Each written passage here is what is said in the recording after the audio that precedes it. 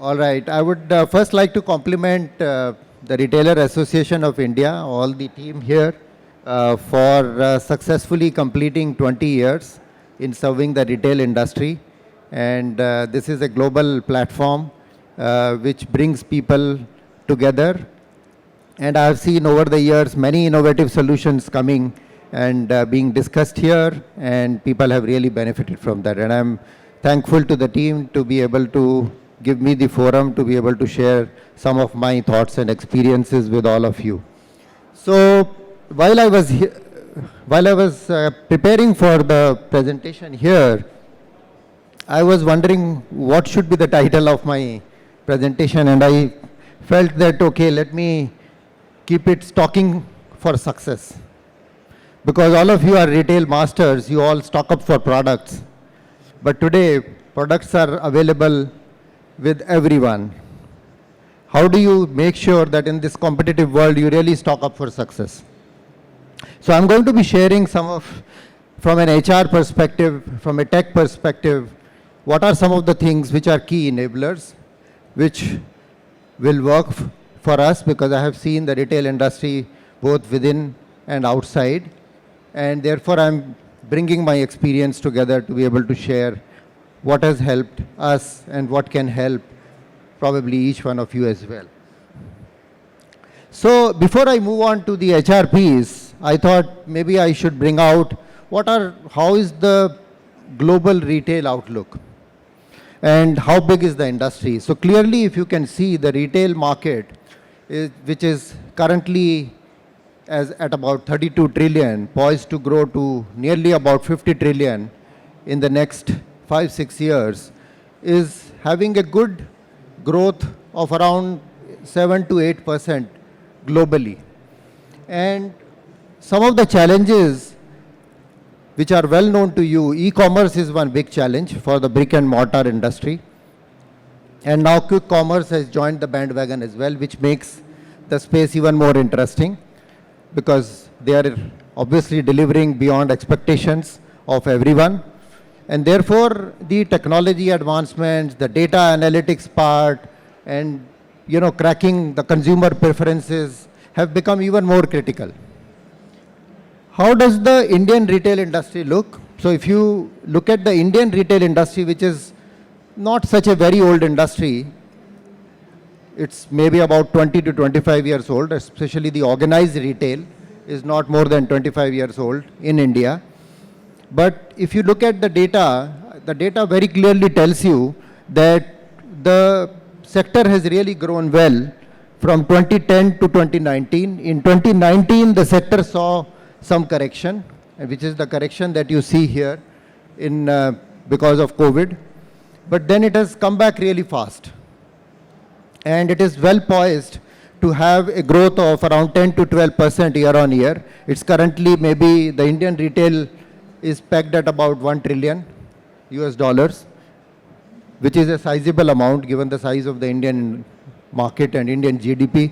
And therefore, it plays a very important and critical role in how we handle people, what we do with people, how do we bring the technology enablement and advancements into this sector, because that plays a critical role.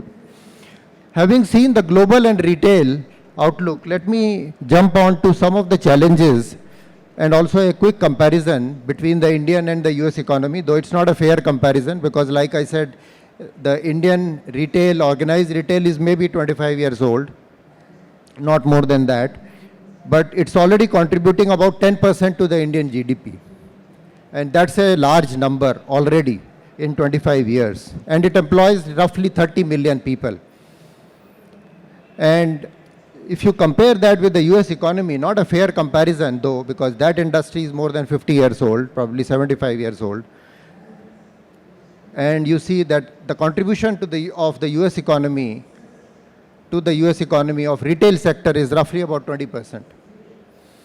And about 55 million jobs. That's the data as per 2022. I'm sorry, I could not find the data more recent than that. And therefore, I'm quoting the 22. But what's more important to see is that despite the contribution of retail being at 20% in the US economy, which is a very large economy, the number of people employed there is not very large. And therefore, it tells you the way forward in terms of how this sector can trend, how critical technology enablement, advancement, and penetration and deployment of technology in people-related processes, systems, and decision-making will be the key. Yeah, so that's the core message that I wanted to leave here with.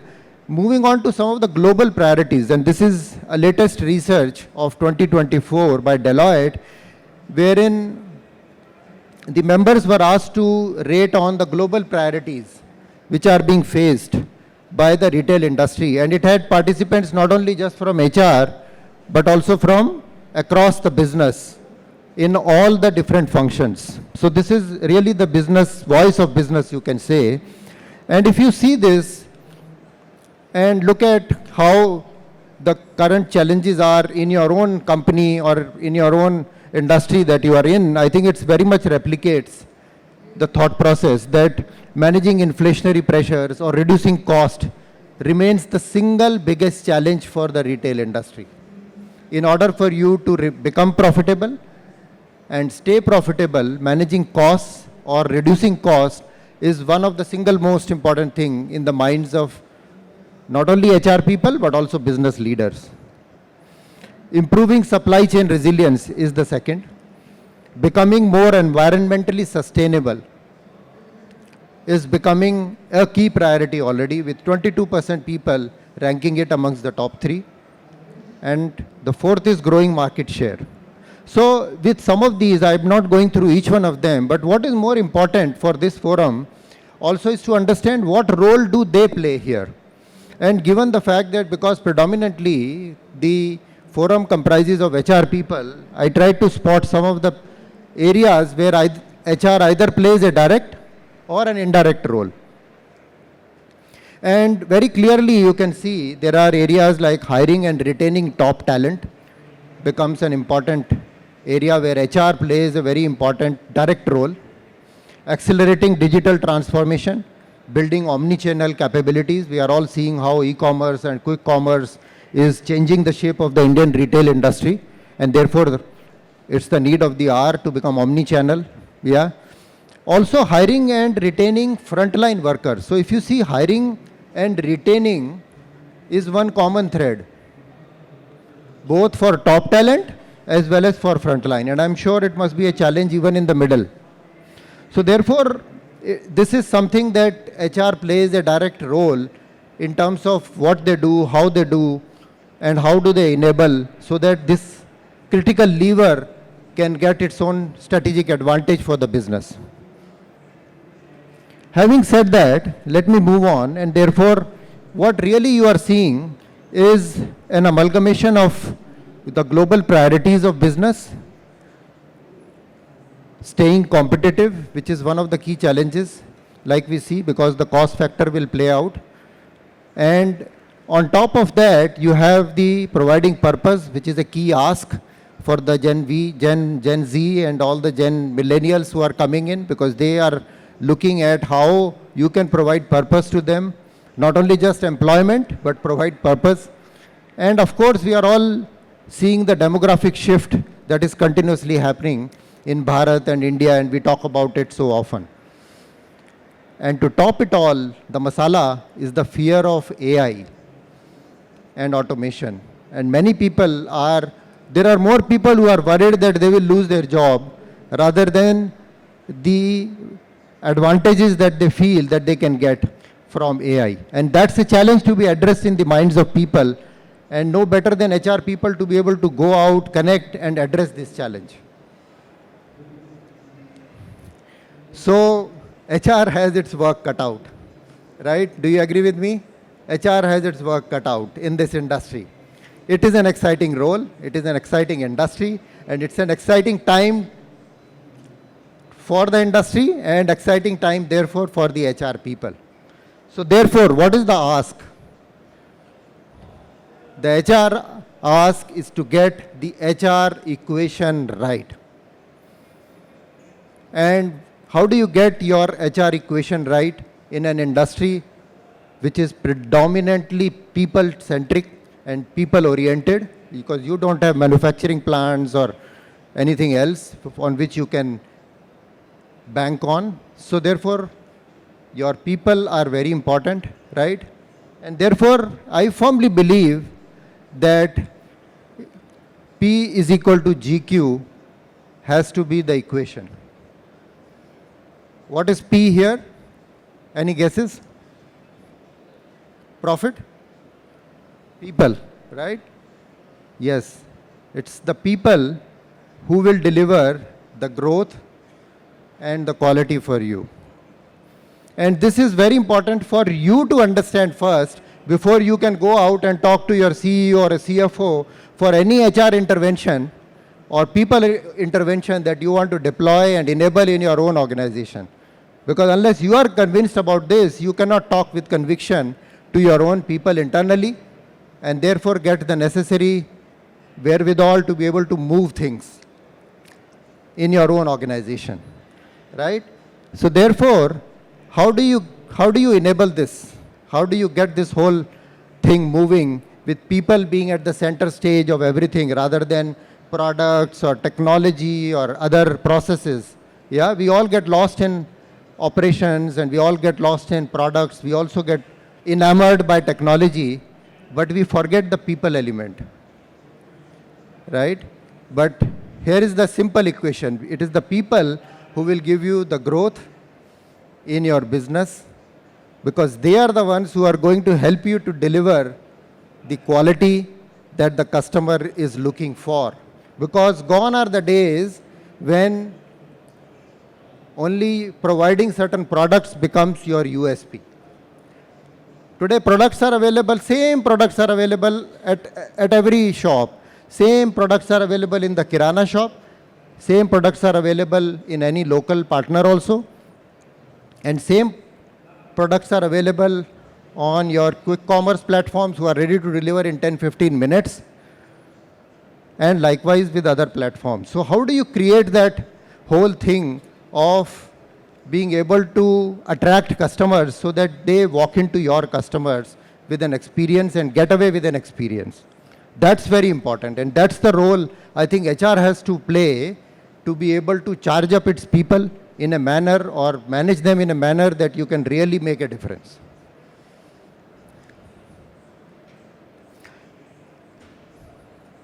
So what I'm basically talking about is you have to unlock a great place to work. In order for you to be a business which makes a difference in retail, you have to unlock your own HR. You have to unlock your organizational space, your policies and processes in a manner that people feel connected with both heart and mind, with your policies and with your processes. So I want to keep it very simple, right? I am saying that in order for HR people to succeed in retail, let's keep it very simple. Just stay with retail. You can learn and stay with retail itself and just focus on these 6 things. R for retention and engagement, focus on that. Focus on employee safety and compliance. Focus on training and upskilling your people. Focus on driving the necessary automation and digitalization. Inclusion and ownership. Build inclusion and ownership and leveraging purpose. And I'm going to be spending a little bit of a time, maybe a slide each, to be able to tell you what I exactly mean and why I say this is very critical. Because there you have so many things to do, but why this becomes a critical lever for you to succeed and provide the HR equation or get your HR equation right. So the retain and engage, the 4 A's is very important. Yeah, let me keep it simple. Do a lot of appreciation and applauding of your people. It's a people-centric business. Have your own frameworks correct in terms of reward and recognitions for the people, and build reward and recognition frameworks for people across all levels and not just managerial level or supervisory level. It's important to touch the front line, the bottom of the pyramid in your own organization. And make sure that you do it with frequency, monthly, quarterly, annual, whatever. So therefore, that's very important. Yeah, say thank you for small things because people like small appreciation. So that's the first one. The second one is ask. Ask them questions. How are they feeling today? Have employee opinion surveys on a regular basis. I'm not defining any frequency. You can choose your own frequency, but at least do it once in a year for sure. Some companies do it, are starting to do it once in a quarter, once in 6 months. But what is important is not the frequency, but what's important is what you do with the data that you get in these surveys. Otherwise, you will surely lose confidence of people because people will say, हम तो बहुत कुछ बोलते हैं, but people कुछ होता नहीं है, right? So therefore, it's important to listen, understand, and then act on that. So therefore, that's the ask part of it. The third A is staying active. We hear so many cases of, people, losing their health very early, and, deaths are happening at a very, very early age. People are dying because of stress and all this. Therefore, it is important to understand that focus on well-being and holistic well-being is critical. And no better than HR to lead this one, because the business is so focused on business KPIs that this will not come in their radar. So unless HR people focus on health and well-being, nobody else is going to be focusing on it. And apart from emotional and health well-being, also focus on their financial well-being.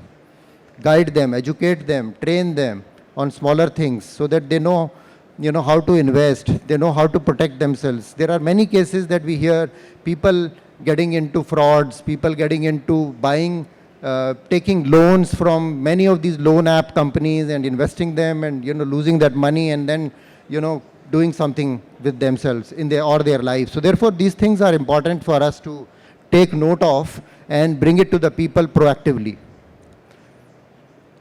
Last but not the least is to be able to assist them meaningfully. Gone are the days when HR used to keep all the policy books with themselves or with only supervisors or with only managers. Make it available. The advantage of technology is that the democratization of knowledge, the democratization of policies should happen. And no one should be able to feel that, oh, I do not have access to this particular information or knowledge of the policy or the programs or the practices, the reward programs that you have, the reward frameworks that you have. It should all be accessible to people. Only then they can utilize and make sure that they are fully engaged. So these are, when it comes to retaining and engaging, these are the 4 A's or the 5 A's, if you may call it, that I'm wanting to leave you with. The next part is the employee safety and compliance. And when I say employee safety and compliance, I'm looking at more from, the fact that retail has to comply with a lot of central laws as well as local laws, state laws, right? So therefore, it is very important for you to protect the business, right? And make sure that the compliance angle, when you are rolling out your engagement and other frameworks, don't forget the compliance part of it. And therefore, labor law compliance or incident reporting mechanisms are very important to be able to protect the business. And that's how you protect the business. The next part is about essentially creating awareness and training. POSH training, do not ignore that, right? And code of conduct trainings. It's important that you talk to employees and it's part of culture building. Tell them about what works in your scheme of things, the rules of the game, what's allowed, what's not allowed. That's the code of conduct. And that training, many a times we miss out in not giving it to our people because we just hand over a booklet called Code of Conduct and we ask an employee to sign and we think that he has read it. And the next time that you are revisiting with him is when there is a case, he has conducted some problem, and then you are sitting with him and having a conversation that, did you read this? So therefore, it becomes important that you build it in your induction or somewhere so that you talk about it, because it's important for you to educate your newcomers on this. The next part is all about creating a framework. Again, part of building the compliance framework to protect your employees, to safeguard your business, build compliance hotlines, build compliance framework, and educate people on that.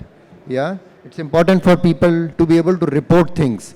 In case they see it, they should be able to say it.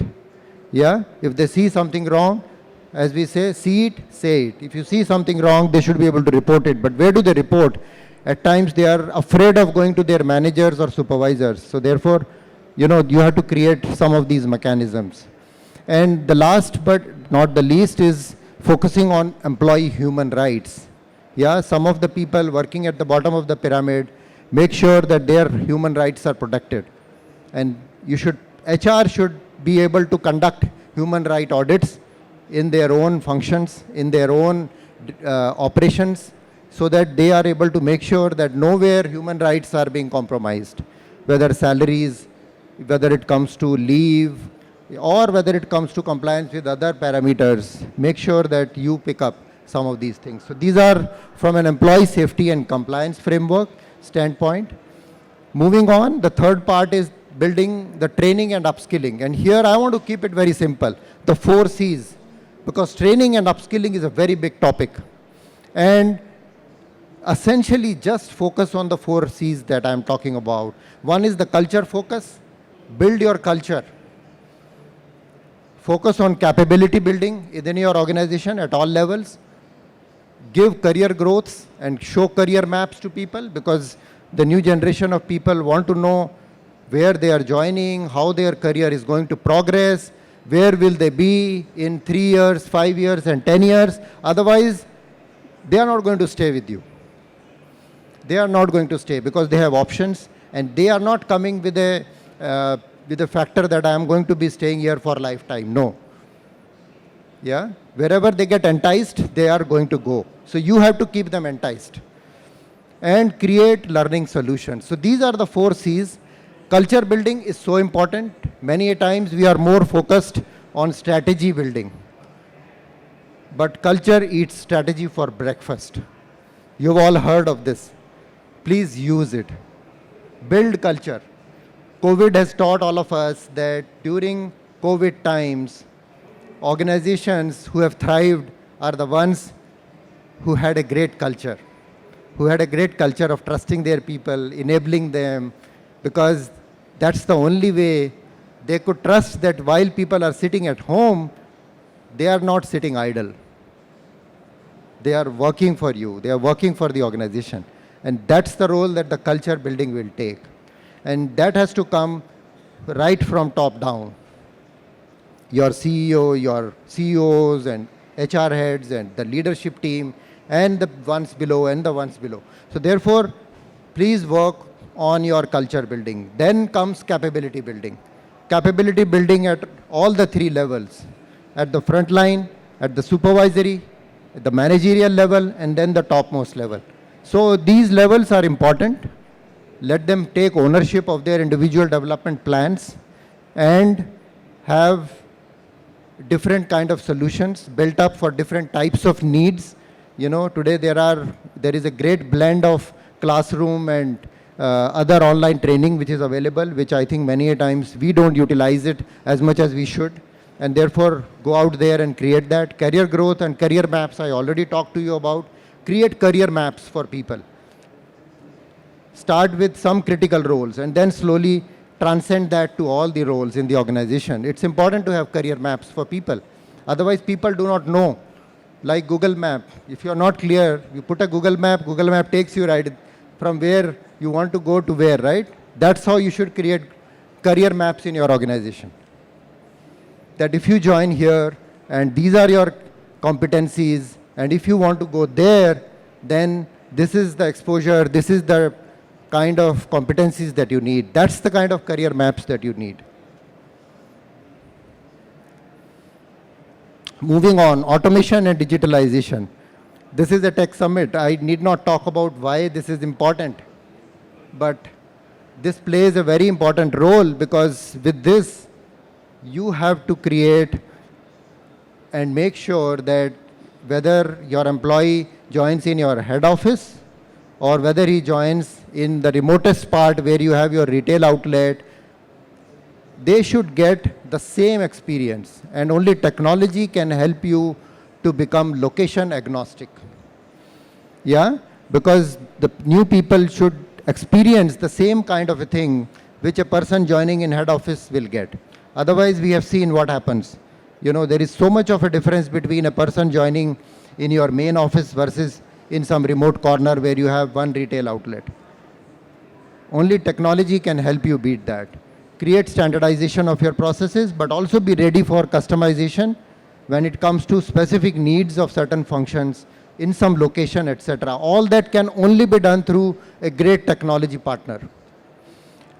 Technology will also help you to become a great, create the right kind of engagement, both mass as well as customized.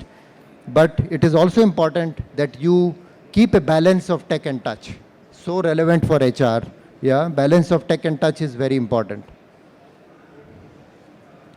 And therefore, in your HR equation, I have added another element, that P is equal to GQ, but the D for digitalization is very, very critical for HR and the business to be able to be successful. And therefore, P is equal to GQ plus the D. Let me talk about the inclusion. I am not spending time on why this is important, because that's not what is needed anymore in the minds of people. But it's important that you create ownership, you create inclusion programs by working consciously on it. Don't just leave it that it will happen on its own, because then it won't happen, I can assure you. You know, you need to create unconscious bias training. There are biases in the minds of people which you have to address. Yeah, when it comes to hiring, when it comes to hiring women, they are afraid. They have their own biases. You know, people, oh, she cannot do this job. What will happen to her? You know, all those kind of things are unconscious biases. And if you talk about them through systematic training, you can address these biases. Yeah, because all of them want to work on it. So therefore, that's important. Create women mentorship and models in your organization which people can look up to. Create platforms for them to be able to meet and discuss the recipe for success within your organization. Yeah, because people want some heroes or sheroes, if I may call it. Yeah, women sheroes. Therefore, they want to look up to them. You have to create some of these forums in your organization internally. Create DEIB councils which can guide people. They become your allies to be able to talk how you can gain from inclusion and building more diversity, because there is enough research available which says how diverse organizations are more successful as compared to less diverse organization. Yeah, building ownership. I can tell you DHL became the first logistics company globally to be able to roll out employee share programs for all its employees, including a courier. Including a courier today can buy DHL shares and be part of the company share program. We have all heard of this in the IT sector, but DHL is the first one to implement this 2 years ago across the organization for all its employees. Yeah, so build such programs. Have company performance linked to the store targets, store profitability, you know, your own EBIT platforms, etc. So therefore, build that ownership while rewarding them, because that's what is going to be able to make them feel pride and take pride in what they are creating or co-creating, which you are trying to co-create with them. Make them your partner. Yeah. And the last but not the least, leveraging purpose. Like I said, the Gen Y, the Gen Zs are more interested to know how they are going to contribute to the overall larger purpose of the organization. And how do you make them feel included? You know, we have several programs. We call it as the wheel of purpose within. On the left-hand side of this wheel of purpose is our aspiration to stay a great place to work. A great place to work for all employees, not just for the leadership team, not just for the managers, not just for the supervisors, but a great place to work for all. Yeah? And manage your people with head, heart, and guts. That's the framework that we have. On the right-hand side of the wheel of purpose are the programs which helps people to connect with the purpose, the larger purpose. So we have programs like Go Teach, Go Help, yeah, Go Green. And we create volunteering platforms for people where they are enabled, they are given time offs, yeah, to go and do this volunteering work. Because when they go and do this kind of volunteering work, they become wiser. Their gratitude quotient builds up. And that gratitude quotient helps you stay connected with employees even more. Yeah. So therefore, these are things which are very, very important. And therefore, I'm just sharing our own journey of building a great place to work. You all will have your own journey. Some of these things that I shared with you, we have implemented all of this. So I'm a working professional. I'm not a professor. I'm just coming and sharing everything that we have done. Everything that I shared with you today, we are doing it.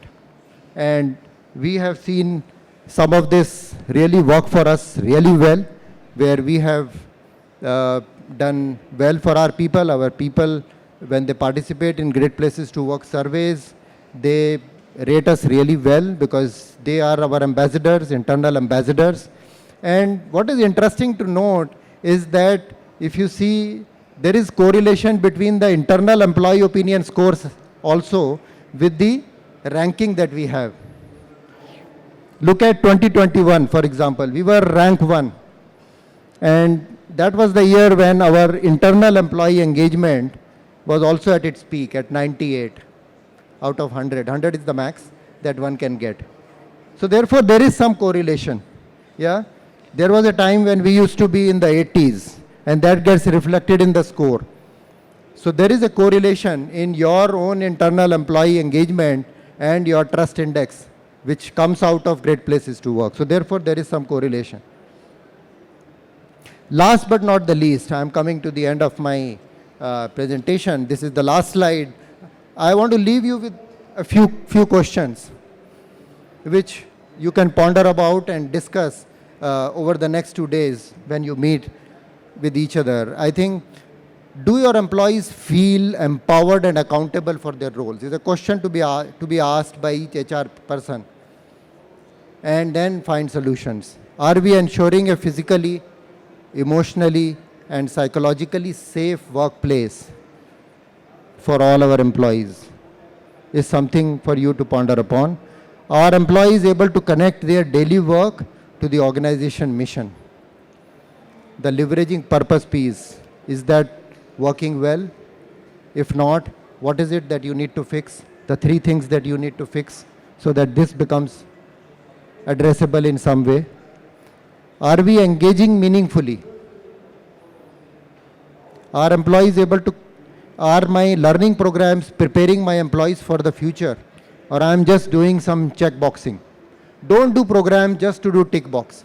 Not needed. It's better to save that money and deploy it in business. Every program that you conduct, you should be able to say, okay, this is going to help here. This program will help these 500 people to address their individual development plan, or this particular skill, or this particular managerial attitude and ability. How do we increase our digital quotient?